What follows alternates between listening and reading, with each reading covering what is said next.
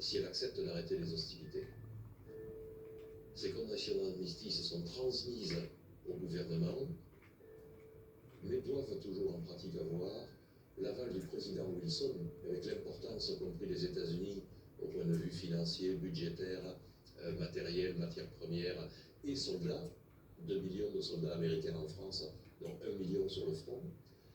C'est le président Wilson qui détient les clés, en fait, de la conclusion de la fin de la guerre. Pour Wilson, il a pensé que l'image américaine, que le sens américain, c'était le sens de l'avenir du monde, et que tout le monde va approcher le sens américain.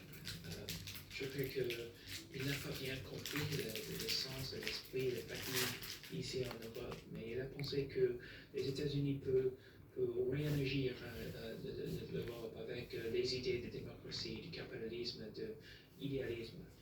Je crois qu'il n'a pas compris la haine ici en Europe après 4 ans de guerre. Et quand il est arrivé ici en France, Clemenceau a désiré l'amener à la champ de bataille, et il a refusé. Et il a absolument refusé. Parce qu'il a dit, je ne veux pas avoir la haine dans ma tête.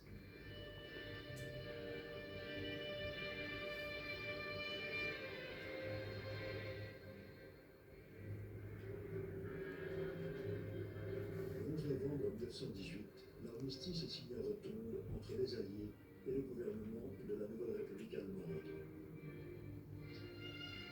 En déclarant qu'il souhaitait une paix sans victoire, le président des États-Unis, Woodrow Wilson, avait encouragé le plénipotentiaire allemand à négocier.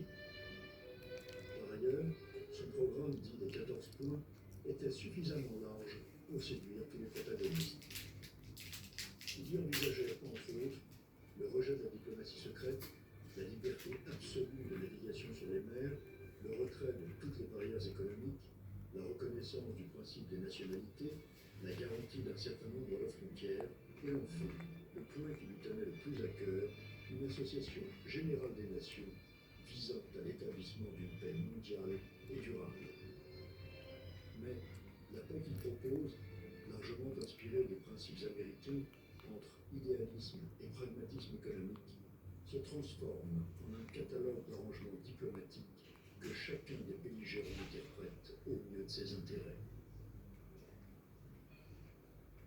Le véritable résultat de la guerre, c'est d'abord le suicide de l'Europe, c'est-à-dire que l'Europe n'est plus, en 1918, la puissance politique, financière, économique majeure du monde. Les États-Unis, eux, qui n'ont participé à la guerre qu'en 1917, de façon décisive certes, mais qui ont été les grands prêteurs, sont financièrement les numéros 1. Les Allemands sont endettés, ce n'est pas les seuls, les Britanniques et les Français aussi. Jamais plus nous ne retrouverons la place que nous avions en 1913.